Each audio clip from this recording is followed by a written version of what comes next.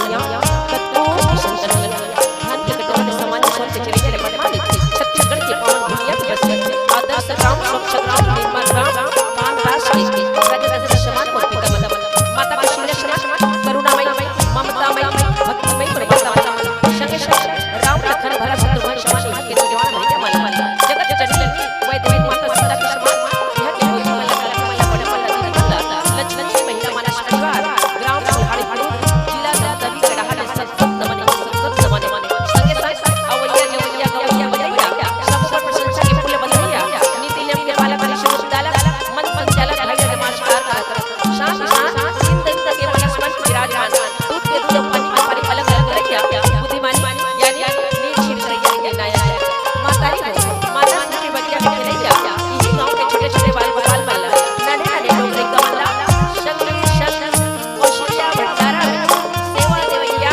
अमर भैया माला दीदी माला साथ साउंड सर्विस वाला भैया माला लक्ष्मण जी महिला माला परिवार ग्राम कुल्हाड़ी अभरपुर के ढाले सत नमन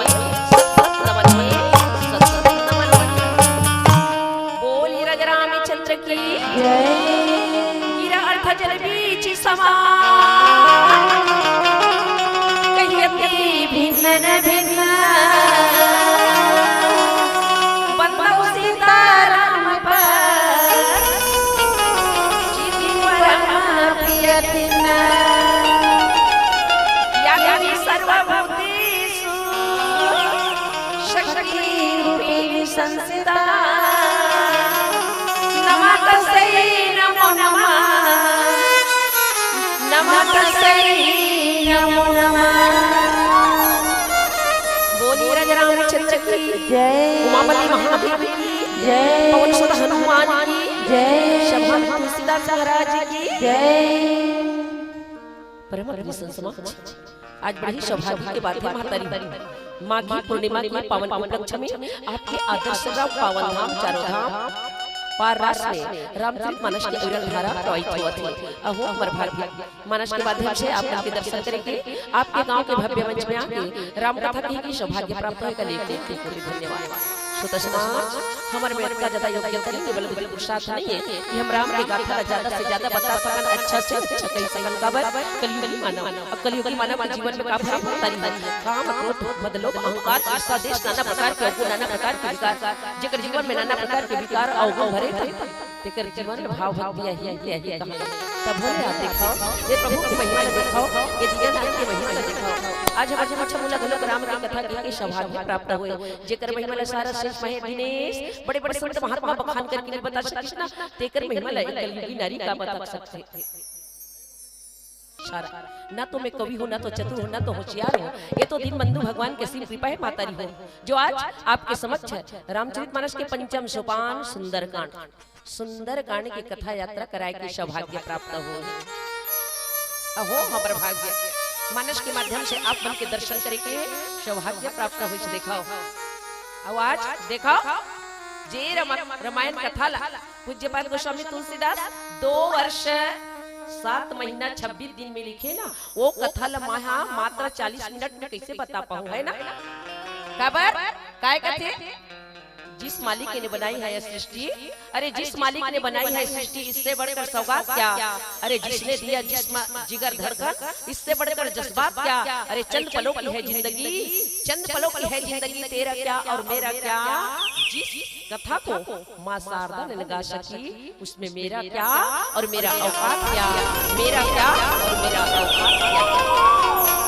तो महतारी आप ले चलूं पंचम सोपान सुंदरकांड और सुंदरकांड की कथा यात्रा कराए के पहले प्रथम वंदनीय लंबोदर जी महाराज की वंदना के साथ आगे के कथा प्रसंग बोलिए राजा रामचंद्र की जय बोलिए राजा रामचंद्र की जय वक्रतुंड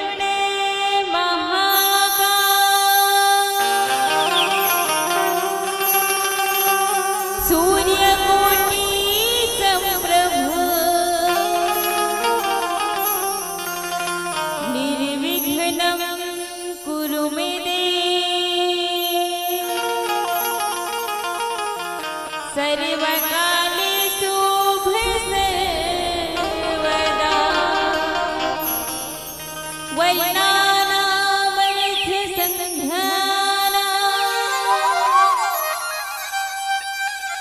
रसानाम छंद सामपि मंगला नाम चा करता रहो वंदे वाणी विना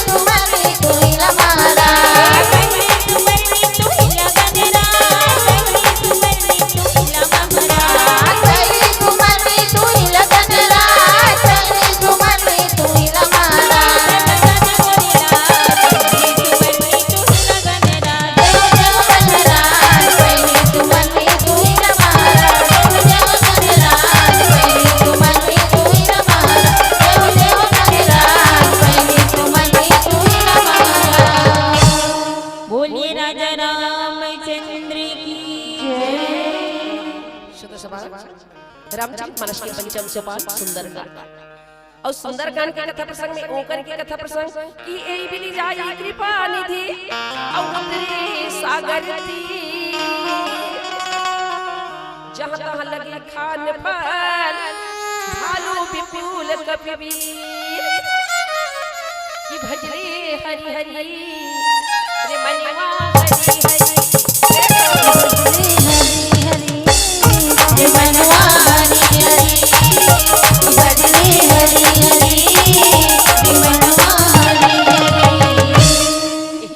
कृपा निधि उतरे सागर तीर और जब का लगे खान पर भालू विपुल कपिवी। रामचरितमानस के सुंदर कांड के कथा प्रसंग महातारी कांड माने होते घटना और जहाँ सुंदर सुंदर घटना होते ना ओकरे नाम है सुंदर कांड। सुन धन अंदर काय कहा थे हो कथा ला सुनो और सुने के बाद मन में बसा लो, हृदय में धारण कर लो। एक कान में सुन के दूसरा कान में नहीं निकालना है। सुंदर कांड के कथा प्रसंग में काय कहा थे सुन धन अंदर। कथा ला ध्यान लगा के सुनो, अपन हृदय में बसाओ, मन में बसाओ और चरितार्थ करो, जीवन में उतारे के प्रयास करो। ये सुंदर कांड की कथा प्रसंग और सुंदर कांड की कथा प्रसंग में आज दिखाओ कृपा निधान भगवान प्रभु राम सर्वव्यापी ब्रह्मांड एक परमात्मा जिकर देह के एक एक रूप में करोड़ों ब्रह्मांड झूलते, बड़े बड़े पहाड़ पर्वत जिकर एक एक आंखी के बराबर। ओ प्रभु राम आज समुद्र के तट पे आगे महातारी और जैसे समुद्र के तट में ऐसा तो अनेक प्रकार के भालू वानर रिछ वानर मरना फल खाए बर एती होती भागत देखा। समुद्र के तट में आगे देखा रावण वध की तैयारी हुआ थे देखा। उस समय सुग्रीव जी महाराज भगवान राम अपन सखा सुग्रीव ला आदेश दे से कि सब वानर भालू ला इकट्ठा तैयार करके सब वानर भालू आगे देखा। भगवान राम स्वयं समुद्र के तीर में आगे देखा। वहाँ निशाचर रही सशंका जब ते जारी गई कपिलंका निज निज गृह सब करही विचारा नहीं निश्चर कुल उबारा। जैसे पता चली का पता चली वहाँ निशाचर रही सशंका। लंका में जब हनुमान जी लंका के राक्षस राक्षसी बन सोचत एक बार लंका में आए से हनुमान जी महाराज अब काय करी पूरा लंका ला जला के राख कर दी। अब हो ना हो अगर लंका में ऐसे कोई दोबारा और हनुमान आई ना तो पता नहीं हमर का होई के सब राक्षस पर विचार करत। सब राक्षस अपन मन में विचार करत है, सोचत है, निज निज गृह सब कही विचारा नहीं निश्चित के उबारा। मन में और विचार करके रखे अगर हनुमान जी जैसे पहले आई और लंका ला जला के राख कर दी अब के बार आई ना तो समझ जाओ कि ये लंका ये राक्षस कुल के कोई उपाय नहीं है। अब ये राक्षस कुल के कोई उपाय नहीं है।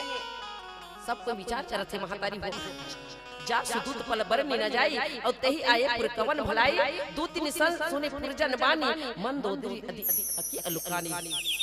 जेकर दूत के बल के वर्णन करत है काकर दूत के प्रभु राम के दूत लंका वासी मन है महातारी हो। हनुमान जी के बारे में सोचत थे विचार करते साधारण प्रभु के दूत आए रही ना दूत आए रही से मतलब हनुमान जी आए रही से तो वो समय ये लंका ला जला के राख कर दी। और आज काय की से रहसी जोरी कर पति पग लागी और बोली बचन की रस पागी कत करन हरि सन पहिरहु मोर कहां अति ही अवधरौ। दूत के मन के द्वारा ना पता चल के बोलला माता मंदोदरी ला खबर चल गई कि भगवान राम प्रभु ना आगे।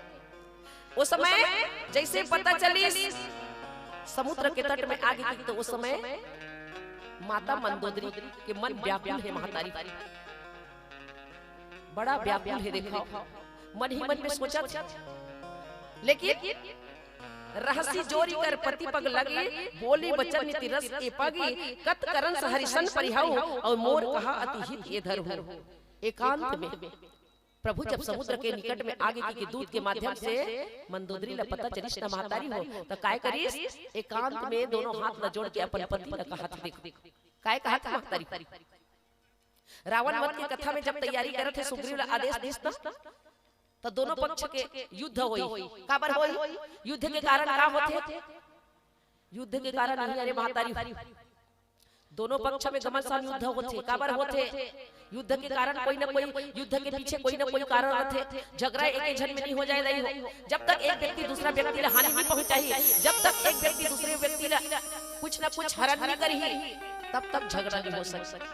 ये सुंदरकांड की कथा प्रसंग में झगड़ा के कारण का है रावण के द्वारा जगत जननी वैदेही माता सीता के हरण करके ले जाना। रावण के द्वारा जगत जननी वैदेही माता सीता के हरण करके ले जाना देखा 9 शास्त्र 18 पुराण के ज्ञाता बहुत बड़े ज्ञानी बहुत बड़े पंडित जेला 14 जन्म 17 बार समझाए भैया वो रावण रावण ला 14 जन मन 17 बार समझे कथे दीदी। अब ये अभी मंदोदरी घनुक समझा था, कैसे समझा थे? समुझत जासु दूत कही करनी, श्रवई गर्भ रजनी चर करनी। हे स्वामी, एक बार अपन कुल के बारे में विचार करके देखो। मंदोदरी है ना, अपन स्वामी के तीर में जाके दोनों हाथ ल जोड़ के कहा कि महतारी हो, हे स्वामी, एक बार मोर सुहाग के बारे में सोच के देख, एक बार कुल के बारे में विचार करके देख, पुलस्त्य ऋषि के कुल के बारे में विचार करके देख। दिला के साधारण नर सोचत हसना, साधारण नर नो, नर के रूप में साक्षात नारायण। भगवान संग बैर मत कर, भगवान के संग में बैर मत कर के मंदोदरी घनुक समझाते अपन स्वामी ला, रावण ला समझाते महतारी। लेकिन जेकर काल निकट आगे सिर में बैठ गए, सिर में मंडरा है ना, वो ज्ञान के बात समझ नहीं आए। मृत्यु जेकर निकट आते भैया हो तो वो कल को समझावे, वो समझ नहीं आए।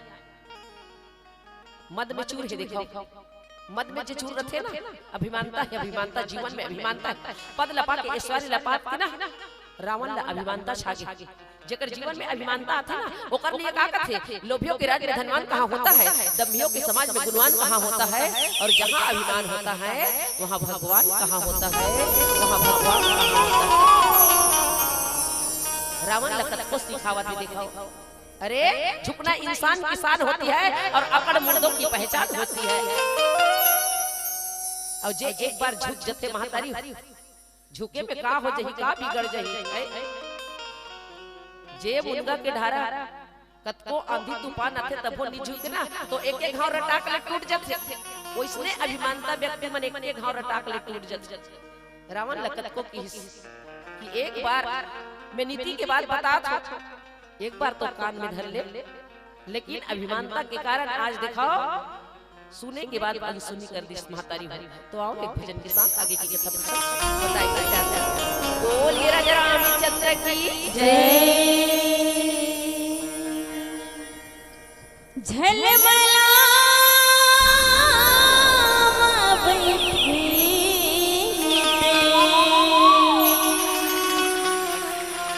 गंगा मैया तोरी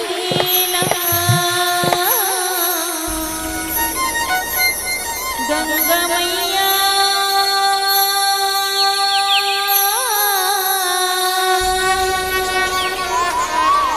तोरना।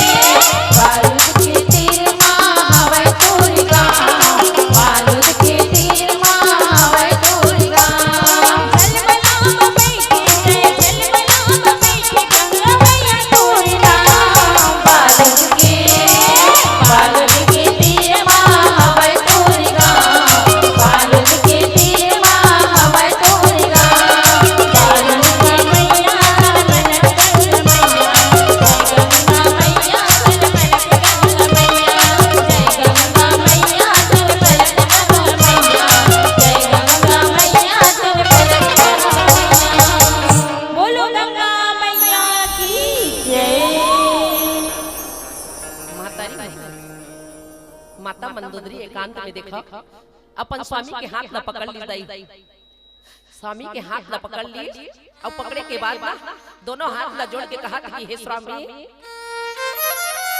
चरण में गिर के देखो एक धर्म पत्नी एक अर्धांगिनी अपन पति ल समझावत, माता मंदोदरी घलोक ना रावण ल समझावत, एकांत में लेके हाथ जोड़ ली, देखो दोनों हाथ न जोड़ ली, स्वामी के चरण ल पकड़ ली और पकड़े के बाद थे हे स्वामी, एक बार कुल के बारे में विचार करके दिखाओ ना, एक बार मैं सुहाग के बारे में सोच के दिखाओ, जिला के साधारण नर समझत साधारण नर नो है स्वामी, साक्षात पार ब्रह्म परमेश्वर औ काय के समुझत जास दूत कही करनी सभी गर्भ रजनी चर करनी तास नारी मेरी सच्ची बोलाई पठाओ कंत जो चहु भलाई, जेकर दूत के करनी ल विचार करबे ना स्मरण करते ही राक्षस के स्त्री के गर्भ गिर जते, जेकर दूत के करनी के बारे में स्मरण करबे ओला याद करबे ओकर दूत के बारे में तो राक्षस के स्त्री के गर्भपात हो जाते।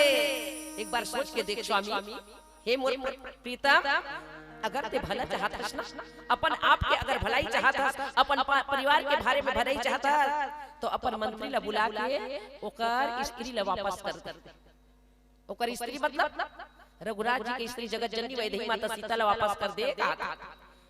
कौन कहा थे? माता मंदोदरी कहा थे मातारी, कौन ला कहा थे? अपन गोसैया ला रावण ला समझावा थे, देखा कि तौ कुल कमल विपिन दुखदाई और सीता निशा समय आई सुनहु नाथ सीता बिनु दिन्ही कितना तुम्हारे संग आज किन्हे, कितना तुम्हारे संग आज किन्हे। स्वामी ने बार बार समझावत, जैसे तारा वाली ला समझाई महातारी वैसे आज मंदोदरी है ना रावण ला समझाते, मोर पति तो समझ जाए, मोर पति कम से कम ओकर बुद्धि में ओकर दिमाग तो आ जाए, अभी ओकर दिमाग फिर गए, दिमाग में जोर लगावत ओला समझाते, लेकिन मृत्यु निकट है महातारी, ज्ञान के बाद समझ नहीं आए दाई, सिर में मंडरावत है मृत्यु ना, तो आज ओला समझ नहीं आते और कहा थे कि हे स्वामी यहू बात न सुन, सीता आपके ना काल रूपी कमल के वल्ल दुख देने वाले जाड़े के रात्रि के समान है, यहू बात न याद रखिए स्वामी। हे नाथ सुनिए, जितना जल्दी हो सके आप सीता को लौटा दीजिए, इसी में आपका भलाई है। मंदोदरी बार बार समझाते महातारी, देखो अब आप लौटा देबू ना वही भलाई है। अब एक बात शंभू के पास ब्रह्मा जी के पास जाहू तब ना आपला रक्षा नहीं मिल सके प्राण के, कि राम बाण अहिगन सरिषे और निकले निशाचर भी, जब लग सचना तब लगी और जतन करहु तजते। औ काय की मातारी राम बाण अहिगन सरिष निकर निशाचर भेग और जब लगी गसत न तब लगी जतन करहु तजते। सर्वव्यापी ब्रह्मांड परमात्मा प्रभु राम के बाद सर्प के समूह के समान है।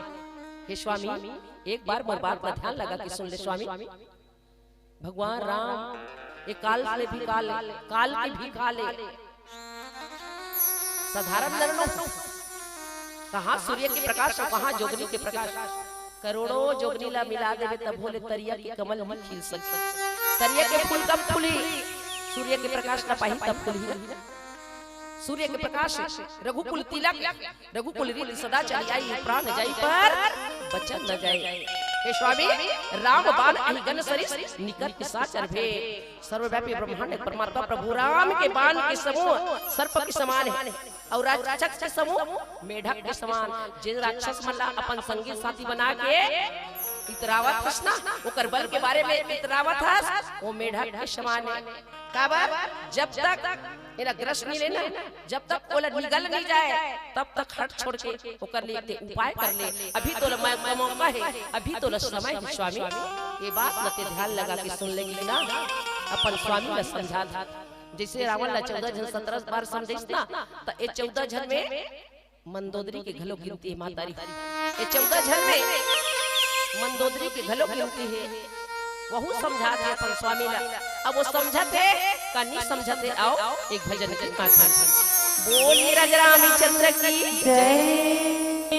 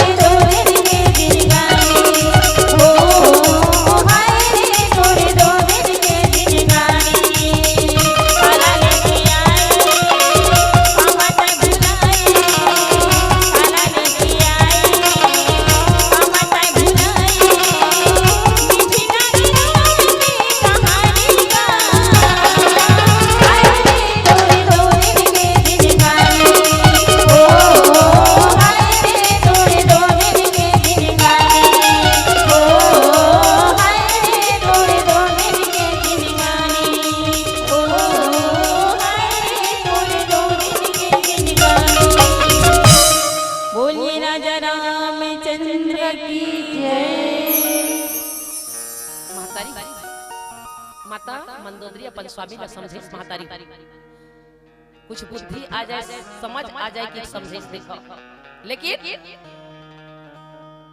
काय करत श्रवण सुनी सड़ता करीबानी और बीसा जगत विदित अभिमानी सभे स्वभाव नारी कर साचा और मंगल मुंबई मने अति काचा, मंगल मुंबई मने अति काचा। मूर्ख रावण है तो ना पत्नी के बात का ध्यान नहीं दिसाई, ओकर पत्नी यहाँ समझावत है, मंदोदरी समझावत ना अपन स्वामी ला, लेकिन ओकर ऊपर वो ध्यान नहीं दिस और बात ला सुनी तो हम जोर से हंसत थे।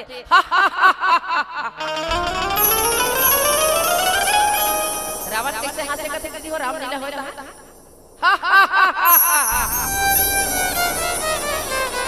रावण ऐसे हंसत थे, देखो लग ज्ञान के बात बताते ताकि मोर सुहाग हाथ जही, मोर रक्षा हो जही, मोर कुल के रक्षा हो जही, मोर परिवार के रक्षा हो जही, ऐसे की के वो समझावा थे कांत में लेके तो वो हंसी धरे वो हासा पकड़ बार का लेके। वो काय कहा थे नारी जात का निच्चर डरपोकनी होते,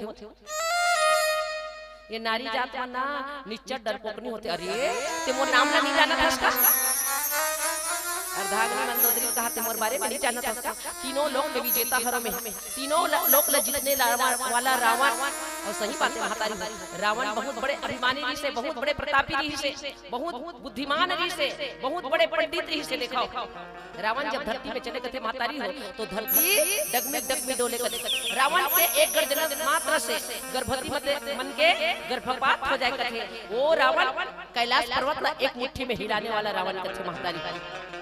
काय कहा थे नारी जाति एकदम डरपोकनी होती। आज का सुगुन के दिन हरे मंगल के दिन है ना, और ते कैसे कैसे बात करते हैं। अब बने बने बात करना भाई, नहीं जाना था उसका। तीनों लोग के विजेता तेरे घर में जाना था ना, मोर घर में ब्रह्मा विष्णु कुबेर ये मन सब का करते, मोर घर में सब कार्य करते। ब्रह्मा मोर घर में पंडित के कार्य करते, वरुण कुबेर झाड़ू पोछा के काम करते, ते करते पत्नी होके ते ऐसा ऐसा छोटे छोटे बात करते भाई, ये तो शोभा नहीं दे। इसे कहा था, कौन कहा थे? रावण कहा थे भाई। रावण ला 14 जन्म 17 बार समझे थे। बताओ रावण ना ब्रह्मा जी ला जब पूछ करी त काय करे, एक एक करके अपन 10 सिर ला आहुति दे दी थे। बताओ रावण जी से ना तो होए ना कभी भविष्य हो सके। बताओ अपन गला ला काट काट के 10 गला ला अपन आहुति दे दी, अग्नि में आहुति दे दी। ब्रह्मा जी प्रकट हो गए, काय की बेटा का मांगना चाहता है मांग ले, वरदान मांग ले कथे ना। तो काय की साधारण नर और मानव की छोड़ काकरो मारे ले मत मारो में। हाँ सोचे रही सोई ना, का सोचे रही सोई? अरे साधारण नर का कर सकते, साधारण मानव और का कर सकते। और बेंद्रा ये छानी लो छानी खुदे थे, दारा और फोरा थे, ये बेंद्रा का कर सकते। लेकिन आप राम कथा में सुने हो महतारी, यही साधारण मानव की लीला करिश कौन? भगवान राम साक्षात ब्रह्म परमेश्वर भैया प्रभु। लेकिन आज रावण के वरदान ला पूरा करे बर साधारण मानव की लीला करिश, और यही बानर भालू है ना पूरा ओला सहायता जिसे देखो, सहायता करिस। दोनों में घमासान युद्ध के समय आवत देखो, भगवान राम स्वयं समुद्र के तट में आगे बानर भालू न लेके भैया, यही कथा के सारे देखो। तो वो समय श्रवण सुने सड़ता कर वाणी विश्व जगत विदित अभिमानी सबे स्वभाव नारी कर जाचा और मंगल मोह भय मन अति काचा। सचमुच में नारी जाति एकदम अत्यंत डरपोकनी होती, ते बिल्कुल डर लागे। आज अच्छा शुभ कार्य के समय, मंगल कार्य के समय ते भय काबर करथस, ते डर राथस काबर, तोर मन तोर हृदय कच्चा काबर हो जथे, ते कमजोर काबर पड़ जथस। औ बल्कि अपन पत्नी कहा था कौन है? रावण ले बता। वो ज्ञान की बात बताते तो ओकर विपरीत बात बताता, ओकर उल्टा बात कहा था। तोर मन कच्चा हो गए ते डरपोकनी ले बता। जाओ आवई मरकट कटकटाई और जिहे बिचारे निश्चर ये खाई, कब की लोकब जाही त्रासा और ता सुनारी सभी बड़ी आशा। अगर मानर के सेना अगर आई भी जही ना तो वो समय ये जगह राक्षस वो मार के ना अपन भोजन बना ली। ते डर रहा मत, मोर बारे मत सोचते बल्कि तोर बारे में सोच मंदोदरी। ऐसे कहा मोर बारे में सोचा दस ना ते उही ला के अपन बारे में सोच। अगर आई भी गे वो बनवासी आई गे ही तो ओकर समय बानर भालू आई और बानर भालू आ जाई ना तो वो समय मोर बड़े-बड़े राक्षस मना ओला मार के खा जाई भोजन के रूप में। बताओ ओकर जीवन के निर्वहन होई। कभी लोक अप जाही त्रासता सुनारी सभी बड़ी भाषा। लोकपाल जेकर डर से कांपते, जेकर डर से लोकपाल कांपते, ओकर स्त्री हो के आज ते ऐसा डरे के बात मत कर मंदोदरी कहा थे रावण। और रावण और मंदोदरी के बीच में का बात होते महतारी हुई। और एक भजन के बाद हम बताए के प्रयास करते हैं। बोल राजा रामचंद्र की राम रमैया के मंदिर में भीड़ लगी है भारी, गूंजत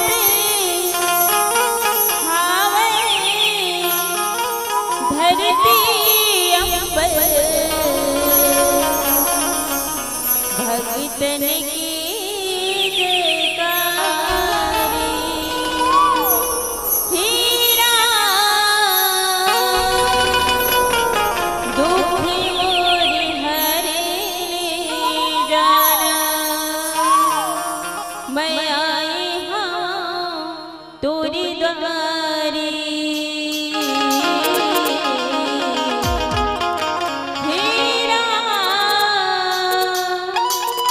दुखी मोरी हरे जाना।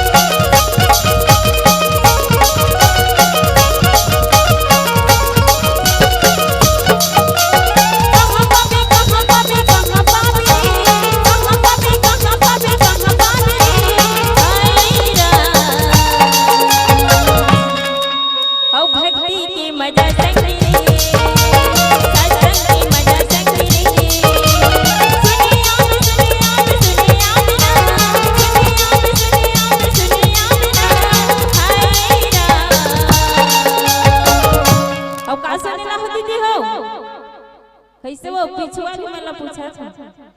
हम रामायण सुने आहुना, रामायण देखे आहुना, सुख मटोर काम आहिना, सुख मटोर काम आहिना, जिंदगी है सबर जानी रे। और भक्ति की मजा संगी रे, सत्संग की मजा संगी रे।